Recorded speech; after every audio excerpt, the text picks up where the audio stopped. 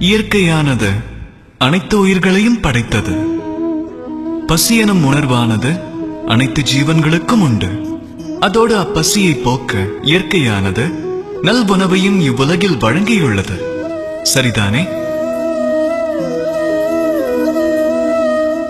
அகிலத்தில் வாழும் ஜீவன்கள் அனைத்திலும் மனிதன் எனும் ஒருவனே ஈட்டுவதற்கு செல்வம் என்றொன்றை உருவாக்கினான். அதை ஈட்டவும் அறிந்தான்.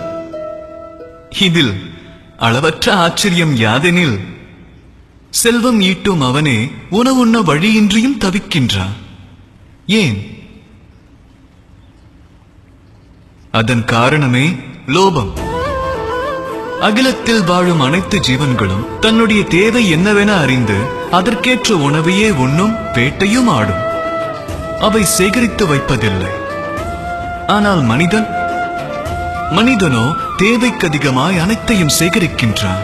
ஆனால் அவனது மனதின் பசியானது வாழ்வில் ஆறுவதே இல்லை. ஆக முக்தி எனும் நிலையை அடைவதற்கு புண்ணிய காரியம் புரிவது ஒன்றே வழியாகும். இல்லையெனில் அகிலத்தில் முக்தி உணவு கிட்டாது பசியோடு வாழ வேண்டும். அன்பாய் உரக்கக் கூறுவோம். ராதா.